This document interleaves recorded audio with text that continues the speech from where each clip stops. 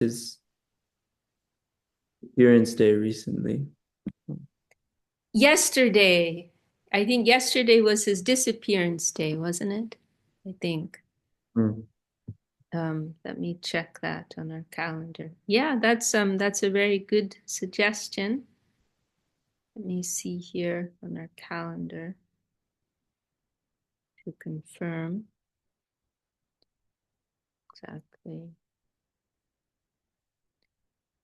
Yes, yesterday was the disappearance day of Srila Vṛndāvan Dās Ṭhākur.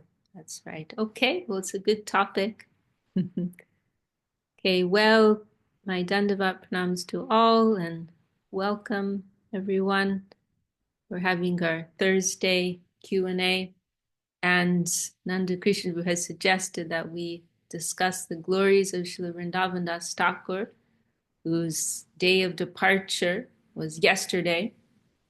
And Vṛndāvan Dās Ṭhākur, he is particularly known for giving us the Chaitanya Bhagavat, which is one of the two main scriptures that we go to for hearing about Sri Chaitanya Mahaprabhu's divine Leela in this world. And he appeared in this world like around one generation or so after Mahaprabhu's disappearance. He did not directly meet Mahaprabhu, but he did meet with Nityananda Prabhu, and he was, in fact, the last disciple of Nityananda Prabhu in this world. And he has given us Chaitanya Bhagavat, this important scripture. So these are our two main scriptures, right, about the life and teachings of Mahaprabhu. Chaitanya Charitamrita, which is by Krishnadas Kaviraj Goswami, and then Sri Chaitanya Bhagavat. And everyone's apologizing for having their camera off for different reasons. No worries, everyone. Please be comfortable. No problem.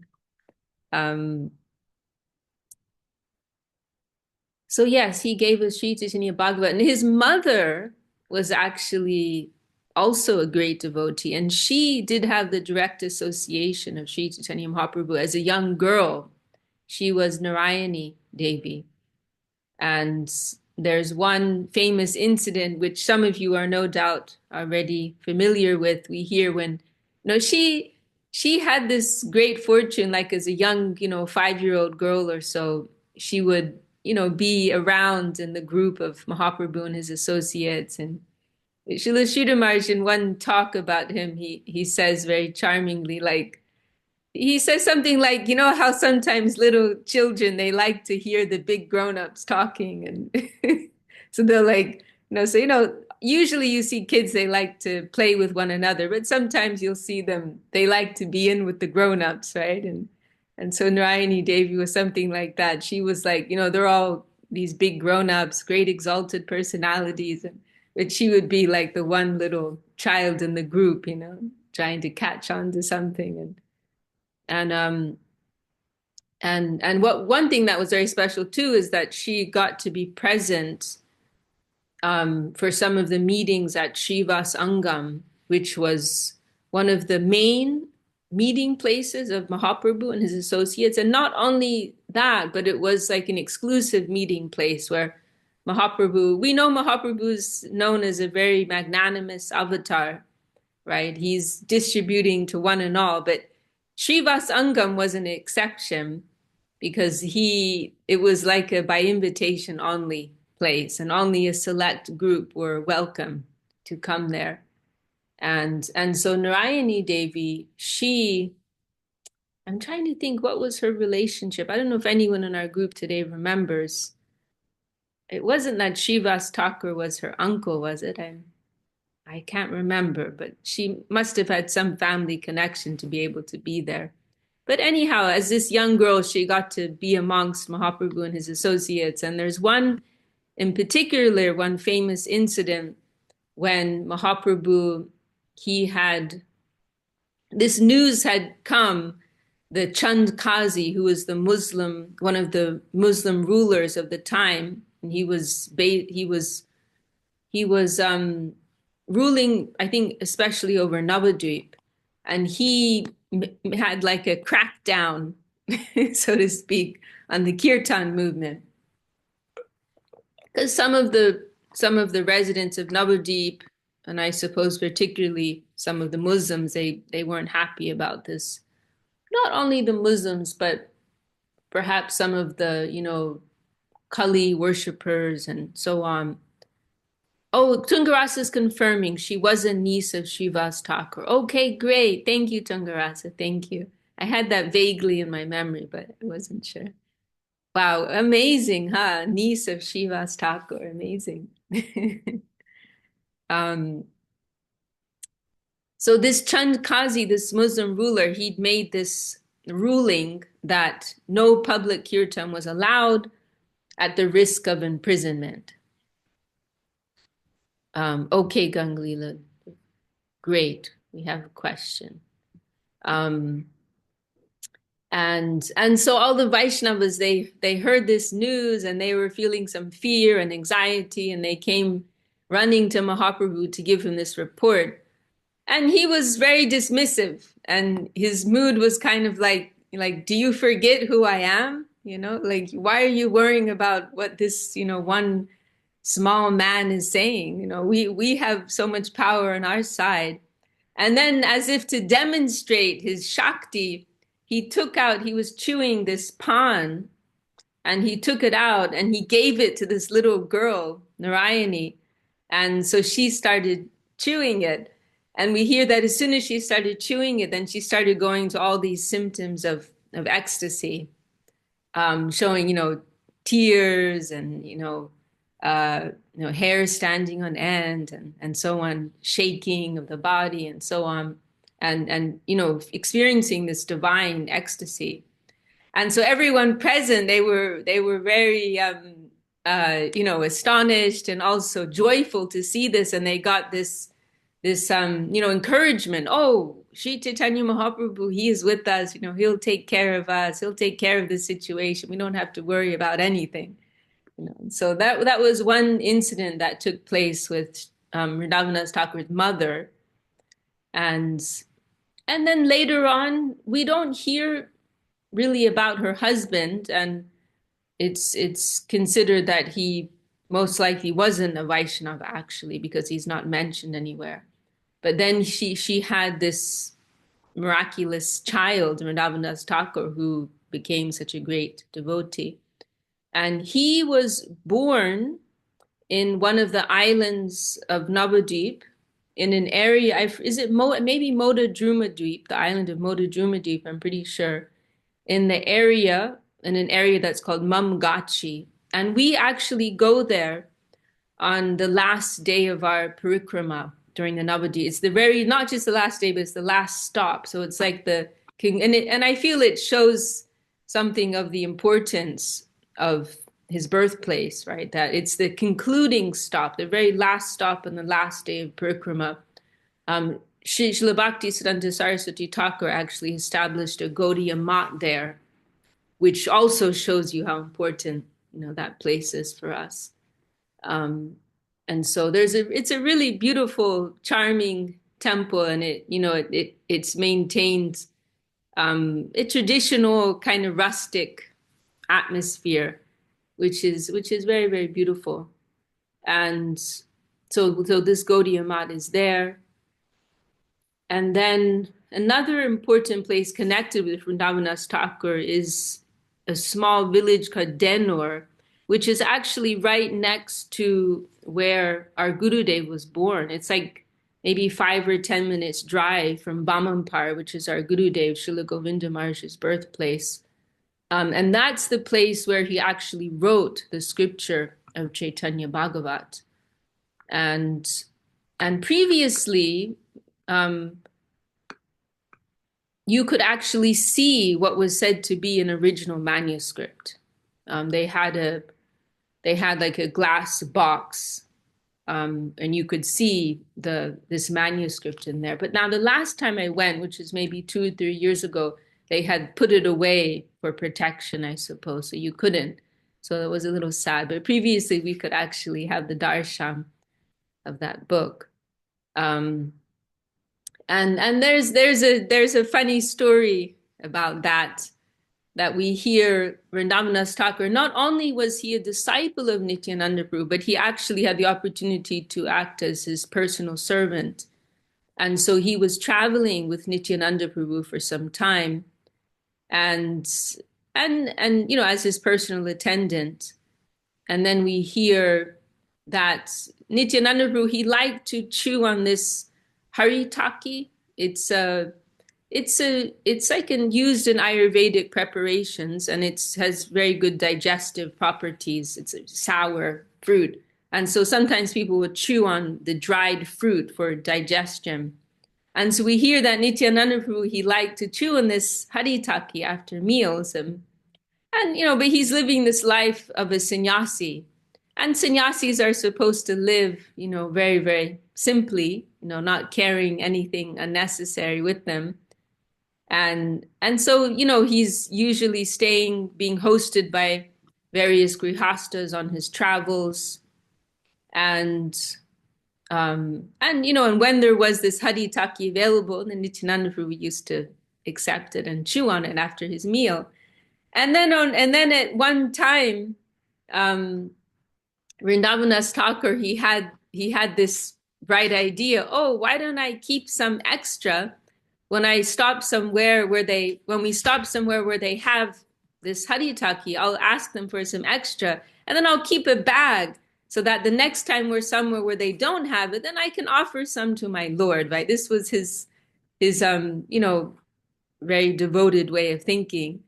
So he did that. He kept some stock with him. And then next time they were at a place where they didn't have, welcome Anna, and welcome Somya Sham Prabhu and Hello, how are you?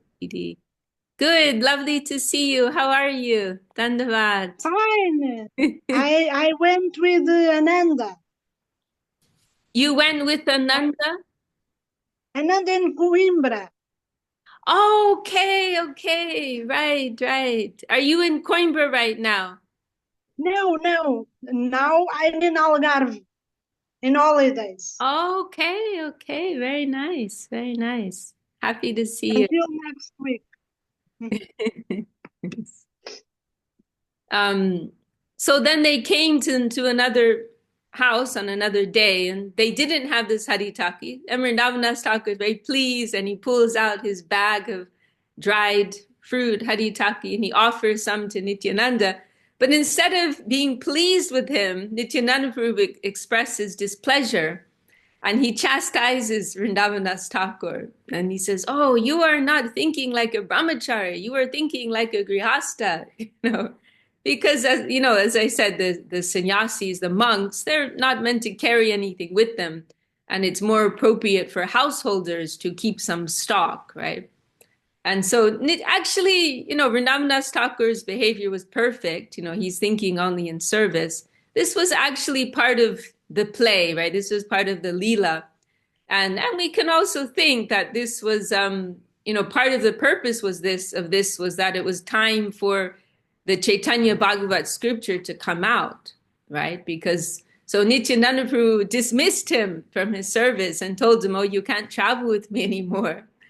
And then the place where Vṛndāvan Dās Ṭhākur stopped, it was in this village of Denor, and it was there that he came to write the Chaitanya Bhagavat. And I believe his mother, Srila Gurudev also mentioned that his mother had made some request to him as well, you know, to please write something about the life of Sri Chaitanya Mahaprabhu. And so Vṛndāvan Dās Ṭhākur came to write this beautiful scripture. And Srila Bhaktivinoda Thakur referred to Chaitanya Bhagavat as a Shuddha Grantha. It's a pure devotional scripture. You know, there are many different biographies that were written about Sri Chaitanya Mahaprabhu, but although some of them, you know, they may have been written with great devotion, they don't completely represent. They don't necessarily fully represent the angle of vision that our gurus are trying to share with us. They're not giving the most refined understanding. And so and so we have only these two that have been very much encouraged, promoted by our gurus, and that is this Chaitanya Bhagavat and then Chaitanya Charitamrita. Chaitanya Bhagavat is quite different from Chaitanya Charitamrita. It's a little more simple, or a lot more simple, you could say, in its style. Whereas Krishnadas Kaviraj, he's more scholarly and also is more kind of refined in his poetic style. And then Vṛndāvan Dās Ṭhākur has more of a very enthusiastic mood, right? And particularly, he's very devoted, of course, to Nityananda Prabhu, and to the point where Gurudev mentions that you could have called the scripture Nityananda Bhagavat instead of Chaitanya Bhagavat, because it is so much glorifying Nityananda Prabhu. And our Gurudev, Srila Govinda Maharaj, he wrote one very beautiful verse that is describing what is the unique position of these two givers of the Chaitanya Leela, right? Krishnadas Kaviraj, he is given Chaitanya Charitamrita, and then Vṛndāvan Das, he is given Chaitanya Bhagavat. And we can, because, I think most of you've heard of the title of Vyas, right? Vyasadev. And generally, when we think of Vyas, we think of the great sage who gave Srimad Bhagavatam, who compiled all of the Vedic literatures. But actually, Vyas is a title, and it means one who spreads a particular type of knowledge. And so Vyasadev, who gave us the Vedic scriptures, his name is Krishna Dvaipayam, right? And he's known as the Vyas of Krishna Leela. Of course, he compiled all of the Vedic scriptures, but his particular gift, from our perspective, is that he gave the glories of Sri Krishna, right? And especially in the concluding Vedic text of Srimad Bhagavatam, he has pronounced the glories of Bhagavan Sri Krishna. And so he's known as the Vyas of Krishna Leela. He has spread the knowledge. He's Veda Vyas. He spread the knowledge of the Vedas. And he also gave us information about the position of Sri Krishna. So then we can also conceive that there will be a Vyas of Chaitanya Leela, because Sri Chaitanya Mahaprabhu's position in this world, it is not less than Krishna's position. And his, his presence in this world is equally, if not more significant, right? So there may also be a Vyas, there may also be a disseminator, a distributor of the knowledge of the divine activity of Sri Chaitanya Mahaprabhu. But then if we go to consider, then who's the Vyas of Chaitanya Leela, then we may be a little puzzled, right? Because on the one hand, there's Vṛndāvan Dās Ṭhākur, who's given us this Chaitanya Bhagavat. And then on the other hand, there's Krishnadas Kaviraj, who's given us Chaitanya Charitamrita. So who can we consider to be the Vyas of Chaitanya Leela? And so our Gurudev, Srila Govinda Maharaj, he wrote a very beautiful verse that is harmonizing this situation. And he's saying that actually we can consider that both of them are the Vyas of Chaitanya Leela. And this is especially meaningful because Sri Chaitanya Mahaprabhu's Leela in this world has two aspects to it, right? There's the public aspect, where he's coming to save the people of this world. He's coming as the Yuga avatar to spread the Dharma of the age, to spread Harinam Sankirtan. And so this is one layer, one aspect of Mahaprabhu's presence in this world. And then there's another aspect, which is more internal, more private, where we hear he's actually coming to taste what is the mood of his beloved Sri Radha, that he wants to experience what it's like to be a devotee of himself, right? This is the more hidden and esoteric aspect of Sri Chaitanya Mahaprabhu's Leela in this world. And so And so Krishna's Kaviraj, he is giving that more hidden aspect of Mahaprabhu's Leela. And so our Gurudev wrote this verse describing this, and we can remember that now. Dasa Vṛndāvanam Bande Krishna Dasa Prabhum Tata Chanavatar Chaitanya Leela Vishtar Kadino Do Nityananda Parabja Karuna Rena Bhushito Yaktachano Burachincho Vavande Vyasadupino. So he's saying, I'm offering my respects to both of these Vyasas, both of these givers of Sri Chaitanya Leela in this world, Vṛndāvan Dās Ṭhākur, and who was the first Vyas, who came first in this world to give Mahaprabhu's Leela in written form, right, to describe that. And then second, to Krishna's Kaviraj, who a little bit later gave us Chaitanya Charitamrita. And so Krishna Chanavatara. So here Gurudev is Chanavatara. So Mahaprabhu, he is sometimes known as the Chana avatar, means the hidden avatar. The other avatars of the Lord, it's very clear that they're the Supreme Lord, right? In Bhagavad Gita, Krishna very explicitly, shamelessly, as Srila Sridhar Maharaj says, he's declaring his own divinity, right? Which may even seem a little funny sometimes, Krishna's just announcing, Manmana Bhava Madbhakto Madhyaji Mam, everyone worship me, everyone love me, everyone adore me. Krishna is speaking like this all over the place, right, in Bhagavad Gita. And with the other avatars too, it's very clear. They're announcing clearly what is their position. But Sri Chaitanya Mahaprabhu, his avatar is more hidden, right? Although he is the Lord, he's coming like undercover, you could say. He's coming with the mood of a devotee, right? And so it is more difficult to recognize who he actually is, right? So he's the hidden avatar, and there's the hidden aspect of his Leela, and then the more public aspect of his Leela. And so then Gurudev saying in this verse how Krishna's Kaviraj, he is giving us description of the Yuga avatar aspect, the public aspect of Chaitanya Mahaprabhu's Leela in this world, coming to spread the Kirtan movement, coming to uplift the souls of this world, and so on. So Vṛndāvan Dās Ṭhākur is giving description more on that side of Mahaprabhu's Leela.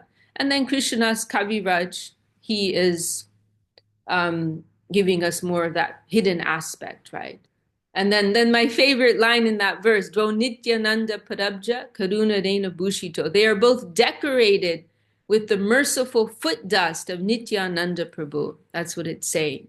Because they both received the specific blessings of Nityananda Prabhu before they took up their work, right? And Vṛndāvan Dās Ṭhākur, what else can we say about him? He's very fanatic. He's very fanatic for Nityananda Prabhu, and to the point where there are some statements in Chaitanya Bhagavat which they come across as kind of offensive, where like there's one where he's saying, I've gone to so much trouble to tell the glories of my beloved Lord, and if you still cannot understand that I'm going to kick you in the head, some kind of rude, not kind of rude, but just plain rude things, and and Srila Sridhar Maharaj mentioned that before he came to join his guru's mission, before he came to join the Gaudiya Math, he'd heard many people criticizing this, right? And this Vṛndāvan Das, he is so rude. What happened to being more humble than a blade of grass, and so on? What kind of Vaishnava behavior is this? And so there was some general criticism amongst the scholars of Vṛndāvan Dās Ṭhākur because of this. And Srila Sridhar Maharaj had heard this, and then when he came to join the Gaudiya Math, it was one query he had in his mind. He was thinking, how will they explain this here? Because, he can see that they're honoring his book. So how will they explain this behavior of Vṛndāvan Dās Ṭhākur? How can he speak like that as a Vaishnava? And then he heard this wonderful explanation from Srila Bhakti Siddhanta Saraswati Thakur, where he said that what Vṛndāvan Dās Ṭhākur is actually doing is opening a new channel of mercy for persons who otherwise would not have received any mercy. Right? And what is the logic there? The logic is that, say, someone is out with their child in the street, and their child goes and kicks somebody in the street. Then what will the mother do? She will go and apologize on behalf of her child. Oh, please excuse my son. He's very naughty. Please forgive him. Don't mind him. Don't take it personally. And so in a similar way, because Vṛndāvan Dās Ṭhākur is expressing this disrespect to a whole section of people, then Nityananda Prabhu, he will feel merciful upon those people. He will go to offer some compensation. Oh, please forgive him, please don't mind him, And so in this way, persons who otherwise wouldn't have any chance of receiving any mercy, they're also receiving mercy. And if you think about it, it's actually a very wonderful thing, because it's an example of how the Lord, he comes up with strategies to help us. He's, even if we're inimical, even if we don't want to be helped, right? Even if we're not open to receiving mercy, right? The Lord, he'll find a way, right? The Lord has a plan for all of us, right? Even if we don't want the Lord's mercy, he's so merciful, he'll find a way to help us, right? So this example of Vṛndāvan Dās Ṭhākur, I think it is very hopeful for us, right? And we have this beautiful book, Loving Search for the Lost Servant. And our Gurudev, he used to say, I don't have time to read all the books, but just hearing the titles, just hearing the titles of the books, gives me so much light, Search for Sri Krishna, Reality, the Beautiful, Loving Search for the Lost. I mean, that title, Loving Search for the Lost Servant, we can just meditate on that, all day. I mean, how beautiful, how encouraging is that, right? But what excuse do we have to ever be down, right? Loving search for the lost. The Lord has a plan. That's what it means. That's what it translates as. The Lord has a plan for all of us, right? He'll find a way to help all of us, right? And yes.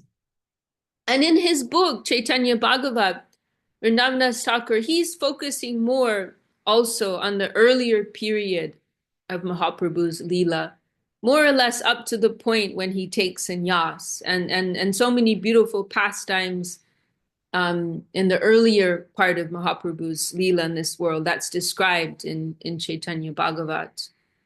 And which is very sweet, because, one consideration we can have is that, the exclusive devotees of Mahaprabhu, they don't like to think of him becoming a sannyasi, becoming a monk, right? It is painful for them. And that period in Navadvip, pre-sannyas, is very special for them, when he's living, as a simple householder, and he can interact more closely, more intimately, more affectionately with all of his friends and followers. That period is very, very special. It's favorite to the exclusive devotees of Mahaprabhu, and they don't like to think of him taking sannyas, actually.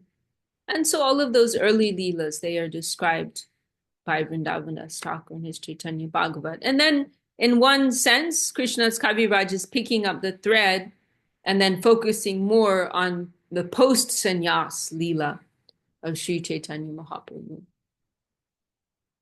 So, I think that's all I have to say right now. And in our temples, we would, the Bengali program in our temples in India was that they would read Chaitanya Bhagavat as part of the morning class every day. And then the evening was Chaitanya Charitamrita, the afternoon was Srimad Bhagavatam. And it's just a shame, really, we don't have one edition of Chaitanya Bhagavat that we can go to, with full confidence, I mean, generally we go to ISKCON's books because they've been, Chaitanya Charitamrita has been translated by Srila Prabhupada. Because it's not only about reading the text, right? But it's the vibration, the consciousness that's behind, right? And so all of the books of Srila Prabhupada, of course, are very beneficial for us. But he never had time to get to translating Chaitanya Bhagavat. And so it's just a shame that we don't have, one edition like that. But anyhow, there are some nice editions out there for those who are looking. Okay, well, welcome, Ash, and perhaps there were one or two others who also joined. Does anyone want to add anything to that? Our topic was the glories of Vṛndāvan Dās Ṭhākur. Otherwise, we did have a topic that was going to be suggested by Ganga Leela Devi Dasi. I have a question, completely something else. I am wondering how important is it for us, or not important, but how is it to be considered at all? So my astrologer yesterday, I was in a very interesting class, and it ended on a note of like Lakshmi Devi and her leelas with the ocean churn, etc. And then she also suggested, yeah, it's a good day tomorrow, which is today, to offer something for Lakshmi. So how do I deal with things like Lakshmi? Because I know from the Hindu perspective, it is almost, as I understand it, holding me back if I'm thinking of to pray for opulence or make offerings, because this exploitative nature is not to be cultivated. But like what kind of status does Lakshmi Devi have in our culture? My question. So this person was suggesting that you do some Lakshmi Puja or something like that. No, not really puja. It's a day today, and I forgot what it's called. It's got a special name. So today, and that's definitely a Hindu thing. And the Vedic astrologer is not Hindu. She's Western, but Anyway, so it's a special day where people make offerings for Lakshmi, and I'm just curious about that, because I know we don't have any personalities like her on our altars or anything, but is like, does she have a rightful place? Because there's the relation. Okay, nice question. Well, I mean, of course, we honor all the devas and the devis, right? And we see them with a different perspective, right? We see them all as great devotees of Krishna. Actually, that's how we appreciate them and we honor them. They're serving Krishna by, Krishna's delegated the running of the universe to them. They're taking care of that as a service to Krishna. And so we honor them in that way, and sure, if it's a special day of Lakshmi Devi, then you may make some, prayer of respect or something like that. If you feel that inspiration, right?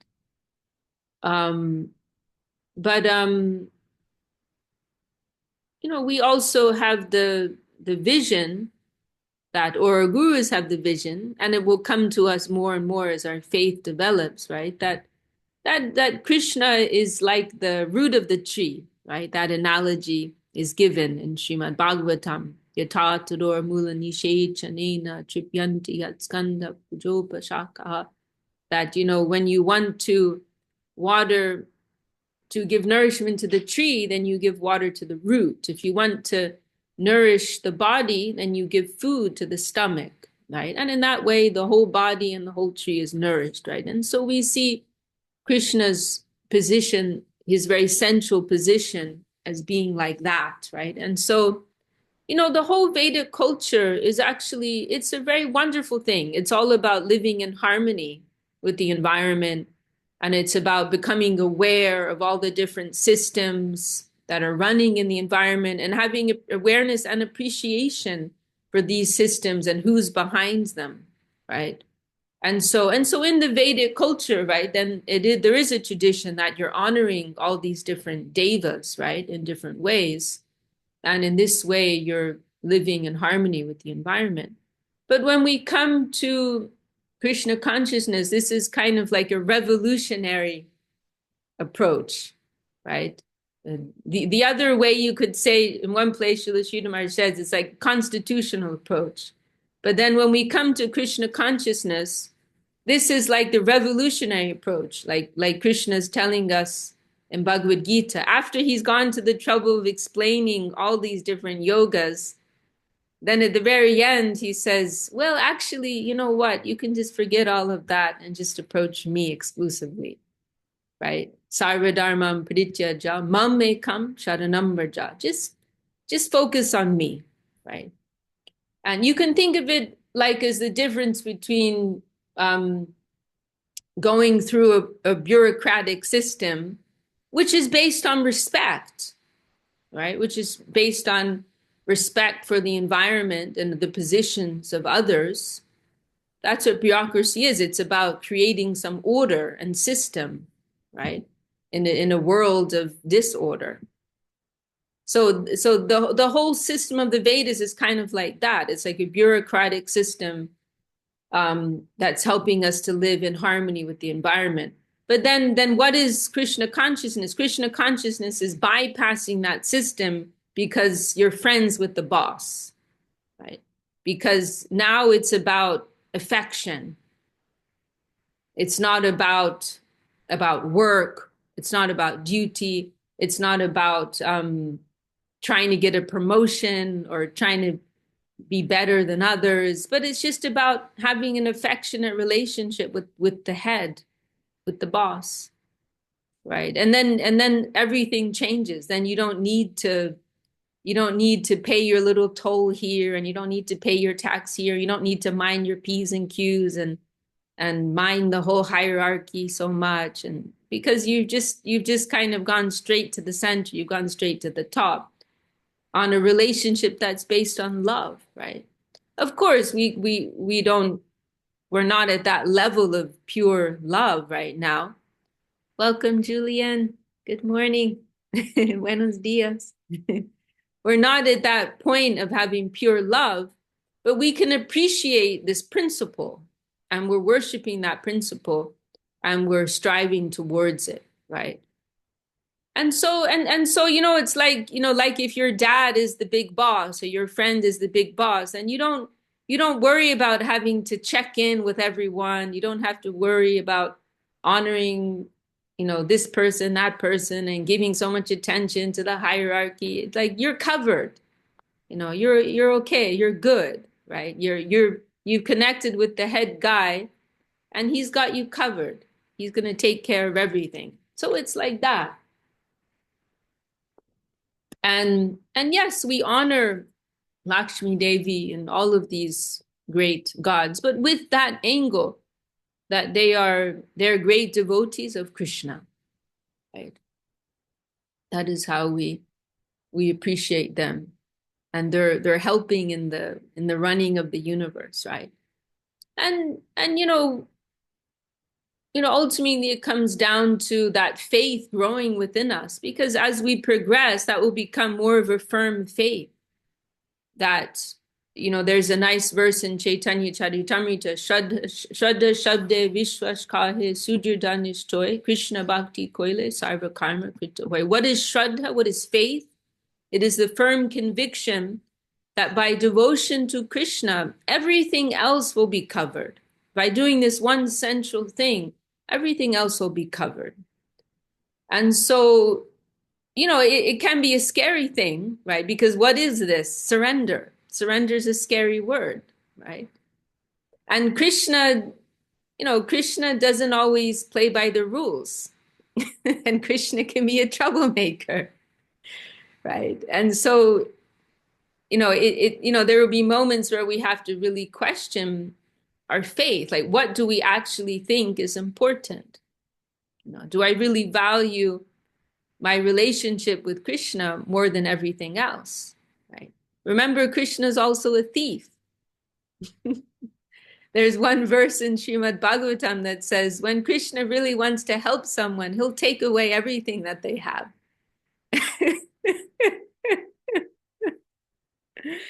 So there will be moments when we really have to examine our faith. Like, what do I really consider to be important? What are my actual priorities? And it's not like we haven't been warned. There are warnings in the scriptures, like, be careful with Krishna. He might ruin your life.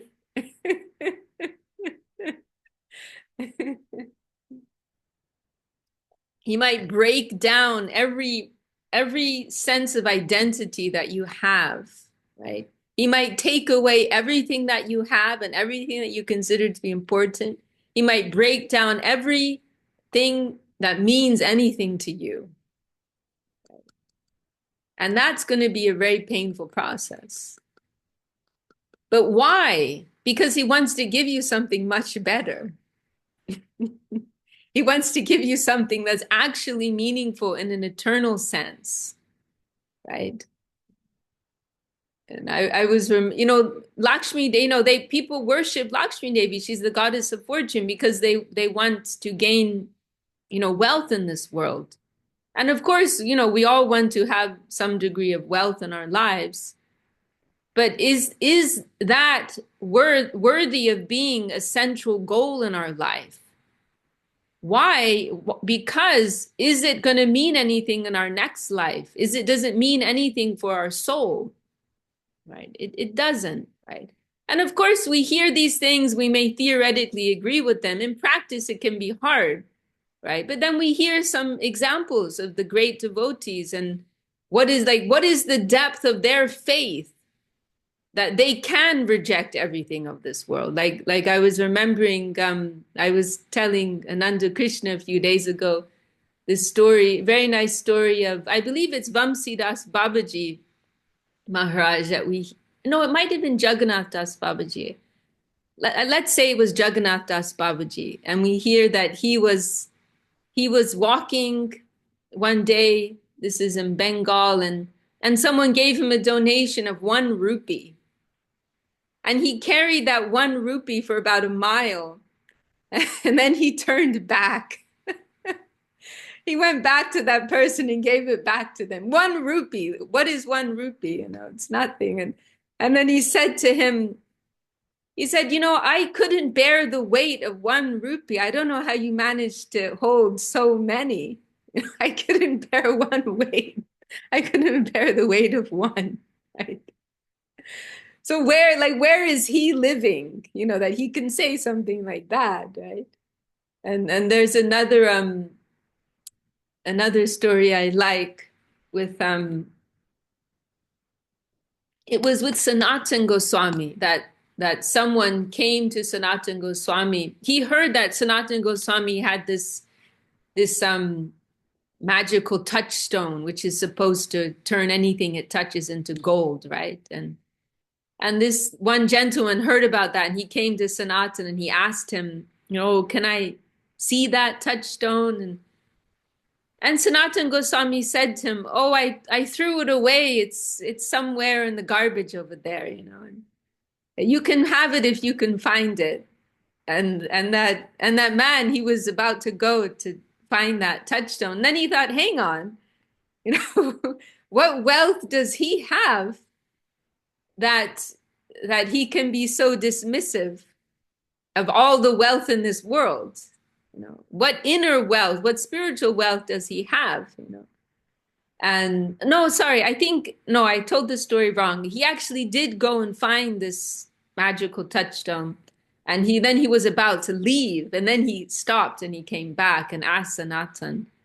Oh, so then he came back to Sanatan. He said, and then he asked him, because he thought to himself, oh, he must have something even better. So he asked Sanatan, can you teach me? Like, what is this great wealth that you have within you? Can you teach me? And then Sanatan told him, I can, but first you have to throw away that touchstone. which he did.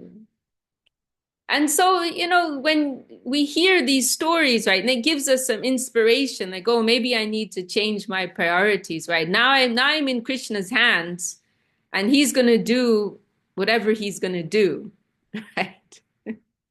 And the goal is to become free from any need, to become free from feeling this desire and this dependence on all these things in this world, right? And then attaining something so much that's so much far beyond that.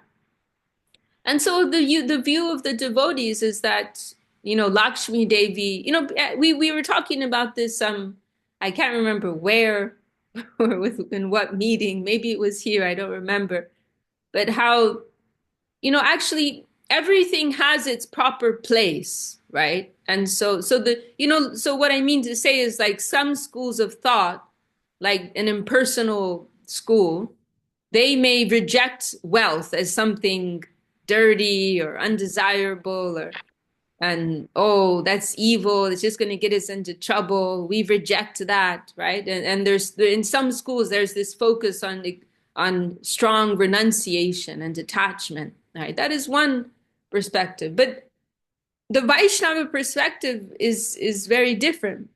It is more that we are trying to see with properly adjusted vision. We're trying to see how everything is actually connected, right? That it is not that wealth is to be rejected, but wealth is to be seen as a servant of Krishna, right? And then this is what we were talking about not too long ago, that, you know, we see everything in a personal sense too, right? So money, it is represented by Lakshmi Devi. She's a person, and she actually likes to serve Krishna. And so money, or Lakshmi Devi, is pleased when we use her in the service of Krishna. Right? So we can see like that. And, you know, and ultimately, we're not the proprietors of anything. We are simply caretakers. We are stewards, right, of Krishna's property. And so, you know, we are here to be servants of the Lord and his devotees, and to use his resources in his service as and how and if he sees fit, right? So if wealth is coming to us, we're not afraid of that. You know, we're not going to run after it, but we're not going to run from it either. But as it is coming, then may it come. And we will keep that awareness and that honor that this is actually Krishna's energy to be used in Krishna's service, right? And otherwise, obviously, we need to be able to maintain ourselves. And this is generally the advice that is given for devotees, you know, that we work and we try to collect the money that is needed to keep ourselves alive in this world, right? To live at some basic standard of living that is suitable for us, right? Then for that, we need some money, right? We need resources and so on. So we think like that, you know, we need to keep a roof over our head. We need some basic there's some standard of living that we all need that is suitable for us. We need to eat in a certain way to keep our bodies fit.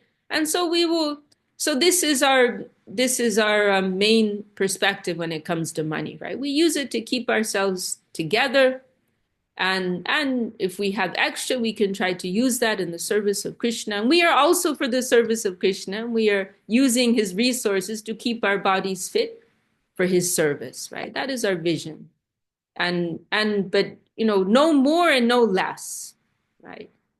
What money we need to maintain ourselves, no more, no less, right? This is the general principle.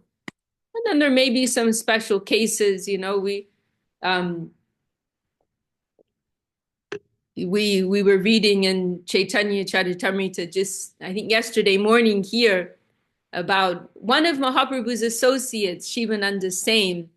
He had kind of a special position in the group of Mahaprabhu's devotees in that he was like a wealthy Vaishnava. And he used to help out the other Vaishnavas who weren't so good at taking care of themselves, you know. And there was one funny story Mahaprabhu tells how he was talking about one devotee who he's just terrible at managing his finances. Often devotees are like this, you know. they're not good with money. And so Mahaprabhu was telling one story about one devotee, he can't manage his finances well, his family's always struggling. And so he tells Shivananda Sain, you please help him out. You help him, help his family to organize things and make sure they have what they need. And Shivananda Sain also had the duty of helping all the devotees when they would travel, and they'd go to visit Mahaprabhu in Puri, coming from Bengal. So Shivananda Sen, and we see that in our communities, right? Generally, most of the devotees are just kind of managing, not doing so great, just about managing. And then there will be like one or two exceptions, where they're doing pretty well, and they're trying to help everyone else out, trying to help the temple out, So, there are usually some exceptions like that, because it's actually difficult, for most people, if they're trying to live a spiritual life, it's difficult for them to juggle, having business and being successful in their career. So it's not so often actually that you'll find a serious, devotee like that. Here in Hungary, we have one exception, Kanupriya, who's taking care of this ashram. She has a not exactly full-time job, but she works a lot. And she just came back from Budapest. She goes a few days a week into the city, and she's working from home, usually a little every day. And I think she's doing fairly well, career-wise. But she's also very dedicated to her service here. She does the morning worship, morning program every day without fail, no matter what. And then evening also, usually she does full program, unless there's some business thing, right, that comes up. So there are some exceptions like that, where you see that. But generally, and I would say that's like a special service that they have, right, to help with the mission and so on. So those are my thoughts. I hope that's helpful, Gangalila. Mm-hmm. Yes, thank you very much. It is helpful.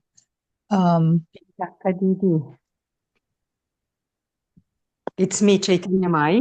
Aha. I'm trying to change the screen here, so I can. Oh, I don't know what to do. Sorry, please go ahead, Chaitanya Mai. No, I have to go, but I would like to share one thing before I go, and about this about Lakshmi Devi. And I'll probably just say the same thing that you said, maybe in another words. Please speak. Hello?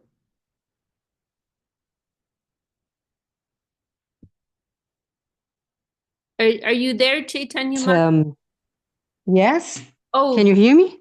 I couldn't. Maybe I don't know if it was me or if it was you. I couldn't hear anything either. Okay, I think your connection really? dropped out for a minute. Now we can hear you well. Now you're well good. now. Maybe because only one speaker must have the microphone on, because otherwise it goes on top. No, but nobody was speaking on top of me. I don't know.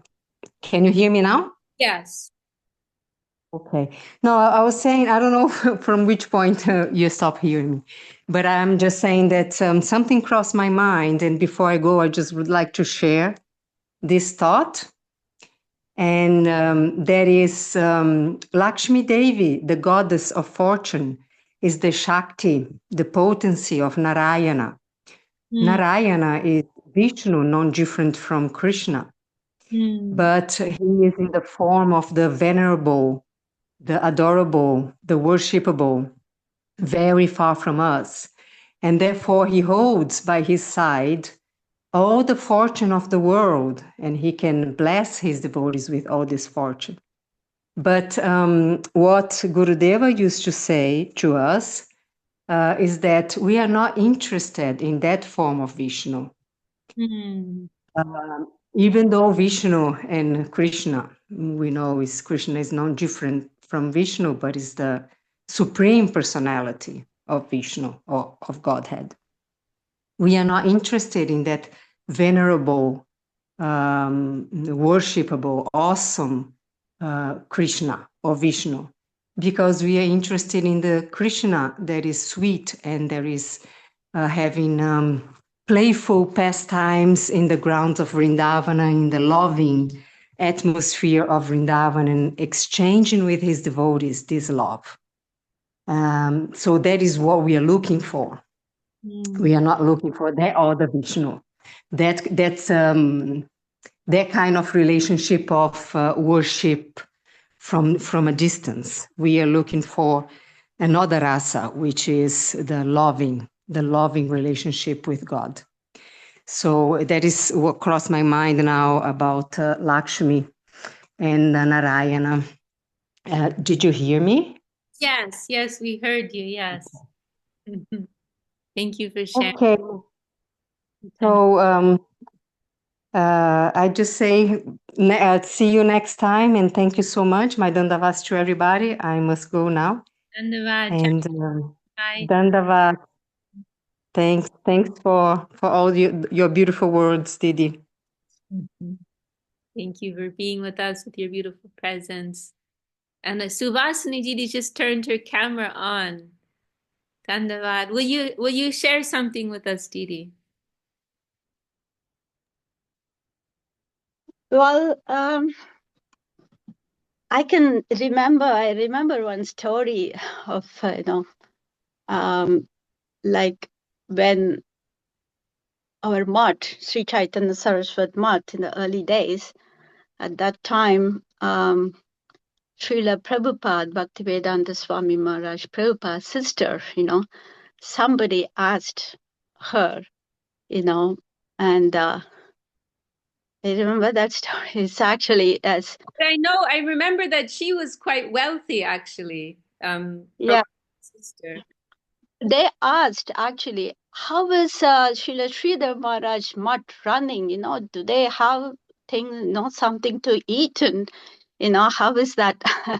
Because at that time the mutt was not very opulent, and so it's no. How are they managing like that? Somebody asked Bhishima, and she told, what it's Lakshmi Devi herself is sweeping the courtyard of Sri Guru Gauranga Gandhara Sundar.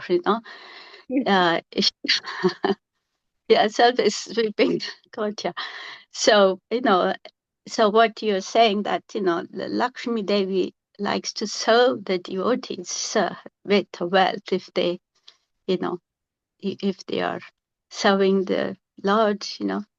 So that is how she answered. And I heard that Srila Guru Maharaj was very pleased with that, what she told, actually. And then he also told, oh, I'm happy. She didn't say she's sweeping the courtyard of Srila Sridhar Maharaj. She didn't say that. He said that, Gandharva Govinda Sundar's courtyard, she's sweeping that, So he said I was very happy. Like that. Yeah, So, that's a very beautiful story to us. Thanks for reminding us. yeah. And also I want to say the Lakshmi, regarding Lakshmi Devi, the Sri Sampradaya, right? And they have the worship of Lakshmi Narayan. And actually when they worship Lakshmi Narayan, it's also like they worship her, Lakshmi, as a mother, like a mother, like we have, the worship, like, Radha Krishna, for the Gaudiya Vaishnavas is Radha Dasyam is very, that's the crucial thing. And so similarly, I heard that when they do that Lakshmi Narayan worship, and they consider that, that Lakshmi Devi is so merciful, and say it's not for they worship for a wealth or something, but they worship us like their mother, like that, So they in the Tamil, the word is Tayar. Tayar means mother. So they always say when they have the deity of Lakshmi Devi, so they say there's the deity Tayar is there. Like they say that's the mother, like that. Hmm. Very beautiful. Very beautiful. Yeah. Yes. So it's such, she's very, very merciful. They don't approach the Lord, they approach through Lakshmi Devi because she's very merciful. She recommends the devotees to the Lord. That's how they say, like I that. see. I see. That's Yeah, similar. Yeah. yes, yes. That's very nice to hear. Mhm. Yeah. Right. Okay, that's all. Thank you, Didi. So beautifully you expressed so many nice things. Thank you so much. Thank you, Didi. Well, we're just about the end of our time. Does anyone else want to add any final thoughts before we close for today? Okay. Well, so good to be with you all, our international Sangha all over the world. And wish you all a happy and inspired week ahead. Jai Shlabhati Sundar Govinda Dev Goswami Maharaj ki Jai, all the assembled devotees, sincere seekers ki Jai, Shri Lakshmi Devi ki Jai, Shri Harinam Sankirtan ki Jai, Nitai Gaur Premanande, Haribol. Haribol. See you all. Shakti Jai. Jai.